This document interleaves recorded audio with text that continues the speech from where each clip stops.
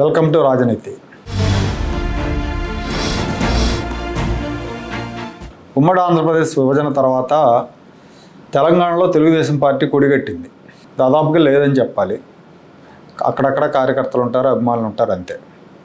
తెలంగాణలో తెలుగుదేశం లేకుండా చేస్తాను అని శపథాలు చేసిన కేసీఆర్ ఆ విషయంలో చాలా వరకు సక్సెస్ అయ్యారని చెప్పాలి.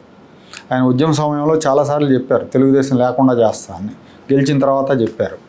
2014 ఎన్నికల్లో బీజేపీతో పొత్తు పెట్టుకున్న తెలుగుదేశం పార్టీ 15 అసెంబ్లీ సీట్లు, మల్కాజ్గిరి పార్లమెంట్ సీటు గెలుచుకుంది. అంటే అప్పటికే ఒక మంచి పొజిషనే ఉంది. కేసీఆర్ శపథాలు, ఛాలెంజ్లు అంత ఈజీ కాదేమో అనే పరిస్థితి ఉంది అప్పటికే. రేవంత్ రెడ్డి, శ్రీనివాస్ యాదవ్, ఎర్రబెల్లి దయాకర్ రావు లాంటి నేతలు అసెంబ్లీకి ఎన్నికయ్యారు.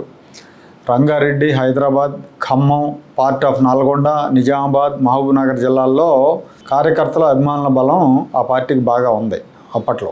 కానీ పార్టీని ఒక ప్రణాళిక ప్రకారం డెవలప్ చేసుకునే ప్రయత్నం నాయకత్వం వైపు నుంచి జరగలేదు. దీనికి తోడు అధికారంలో ఉన్న కేసీఆర్ ఏకధాటిగా తెలుగుదేశం మీద దాడి చేశాడు. తెలుగుదేశం బలంగా ఉంటే తన పార్టీ మనుగడ కష్టమవుతుందన్న అభిప్రాయంతో గతంలో తెలుగుదేశం నేతలతో తనకున్న సంబంధాల ద్వారా, అంటే ఆయన కూడా చానాళ్ళు తెలుగుదేశంలో ఉన్నాడు కాబట్టి ఆ సంబంధాల ద్వారా కొంతమందిని, బ్లాక్మెయిలింగ్ రాజకీయాల ద్వారా ఇంకొంతమందిని, ప్రలోభాల ద్వారా మరికొంతమందిని తన పార్టీలో చేర్చుకున్నారు. తుమ్మల నాగేశ్వరరావు లాంటి సీనియర్లతో పాటు చాలామంది ఎమ్మెల్యేలను కూడా లాగేసుకున్నారు. రేవంత్ రెడ్డి, సీతక్క లాంటి నేతలు కాంగ్రెస్ పార్టీలో చేరారు. ఇక గత్యంతరం లేదు, పార్టీకి మనుగడ లేదు అని తేలిన తర్వాత వాళ్ళు కూడా కాంగ్రెస్ పార్టీలో చేరిపోయారు. 2018 ఎన్నికల నాటికి తెలుగుదేశానికి చెప్పుకోదగ్గ నేతలు లేకుండా చేశాడు కేసీఆర్.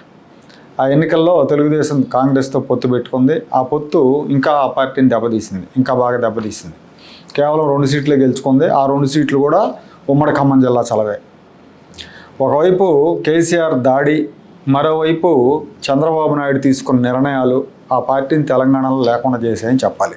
తెలంగాణలో పార్టీని బలోపేతం చేద్దాం అనుకున్నప్పుడు, ఆ సంకల్పం బలంగా ఉన్నప్పుడు సమర్థులైన తెలంగాణ నేతలను ఆ రాష్ట్ర శాఖ అధ్యక్షులుగా నియమించాలి.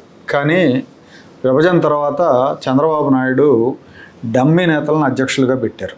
ఆయన అధ్యక్షులుగా పెట్టిన వాళ్ళని చూసిన తర్వాత అసలు తెలంగాణలో పార్టీ మనుగడ సాగించడం చంద్రబాబు నాయుడికే ఇష్టం లేదేమో అన్న అనుమానం కూడా వస్తుంది ఎవరికైనా. రాజకీయ అవగాహన ఉన్న ఎవరికైనా వస్తుంది. అలాంటి నియామకాలు చేశారు ఆయన. మొత్తంగా తెలుగుదేశం అంటే తెలంగాణ వ్యతిరేక పార్టీ, ఆంధ్ర పార్టీ అనే ముద్ర కేసీఆర్ వేశాడు. బహిరంగంగా తెలుగుదేశం అని చెప్పుకుంటే ఎక్కడ ఇబ్బందులు వస్తాయో అనే ఒక భయాన్ని కేసీఆర్ 10 ఏళ్ల పాలనలో కలగజేశాడు. దీంతో హైదరాబాద్లో గణనీయంగా ఆంధ్రులు ఉన్నప్పటికీ ఆ తెలుగుదేశం పార్టీ కార్పొరేషన్ ఎన్నికల్లో దారుణంగా ఓడిపోయింది. దాదాపుగా అన్ని జిల్లాల్లో ఎన్టీఆర్ విగ్రహాలే ఆ పార్టీకి జ్ఞాపక చిహ్నాలుగా మారిన పరిస్థితుల్లో ఖమ్మం జిల్లా మాత్రం ఇప్పటికీ తెలుగుదేశం పార్టీని ఆదరిస్తూనే ఉంది. ఆంధ్రప్రదేశ్లో కృష్ణా గోదావరి జిల్లాల సరిహద్దులుగా ఆనుకుని ఉన్న ఖమ్మం జిల్లా ఒకప్పుడు కమ్యూనిస్ట్ పార్టీలకు అడ్డాగా ఉండేది. ఆ తర్వాత క్రమంగా అక్కడ తెలుగుదేశం పార్టీ బలపడింది. ఇప్పటికే ఆ జిల్లాలో తెలుగుదేశం పార్టీ నేతలు ఉన్నారు, అభిమానులు ఉన్నారు, కార్యకర్తలు ఉన్నారు. వీళ్ళ మద్దతు లేనిదే ఏ పార్టీ అక్కడ గెలవలేదు. మొన్నటి ఎన్నికల్లో కూడా, మొన్న 2023 ఎన్నికల్లో అక్కడ కాంగ్రెస్ పార్టీ స్వీప్ చేసిందంటే కారణం తెలుగుదేశం ఓటర్లే. ఈ విషయాన్ని మంత్రులు పొంగులేటి శ్రీనివాసరెడ్డి, తుమ్మల నాగేశ్వరరావు, మల్లు బట్టి విక్రమార్క కూడా బహిరంగంగా చెప్తారు.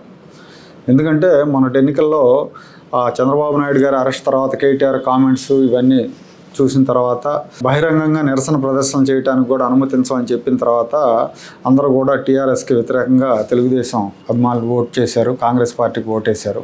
దాంతో కాంగ్రెస్ కొన్ని జిల్లాల్లో స్వీప్ చేసింది, ముఖ్యంగా ఖమ్మం జిల్లా లాంటి చోట్ల. ఇప్పుడు ఈ సోదంతా ఎందుకు అనే అనుమానం మీకు రావచ్చు. తెలంగాణలో పంచాయతీ ఎన్నికలు జరుగుతున్నాయి. ఇప్పటికి 2 ఫేజులు జరిగినాయి. దాదాపు 8,000 పంచాయతీల ఫలితాలు వచ్చినాయి.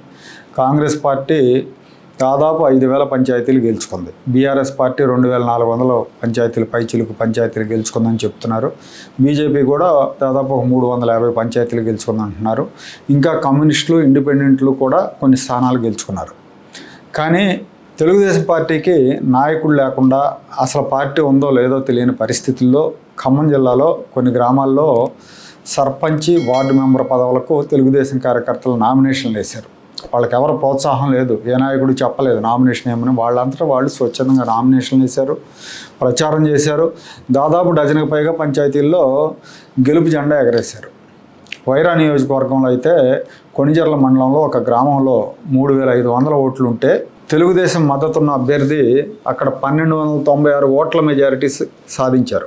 అంటే 3,500 ఓట్లున్న గ్రామంలో దాదాపు 14 ఓట్లు తక్కువ 1,300 మెజారిటీ వచ్చింది. అంటే ఎంత బలంగా ఉందో చూడండి. అక్కడ సత్తుపల్లి, మదిర, వైరా ఈ 3 నియోజకవర్గాల్లో తెలుగుదేశం పంచాయతీ సర్పంచ్ పదవులు, వార్డు మెంబర్ పదవులు గెలుచుకుంది. పార్టీ లేకపోయినా పార్టీ అంటే పడి చచ్చే అభిమానులు ఖమ్మం, కొత్తగూడెం జిల్లాల్లో ఉన్నారు. ధైర్యంగా బయటకు వచ్చి పార్టీ తరపున నిలబడుతున్నారు. బహుశా అందుకనేమో కొంతమంది తెలంగాణ వాదులు ఖమ్మం అంటే వేరుగా చూస్తుంటారు. ఖమ్మం జిల్లా అనగానే వీళ్ళేదో ఆంధ్రాతో లింక్ అయిన వాళ్ళు అన్నట్టుగా చూస్తూ ఉంటారు. ఇప్పుడు తెలుగుదేశం పార్టీ తెలంగాణలో లేకపోయినా ఖమ్మం జిల్లా ప్రజలకు మాత్రం ఆ పార్టీ మీద మోజు తీరలేదని ఈ ఫలితాలు చూస్తే అర్థమవుతా ఉంది.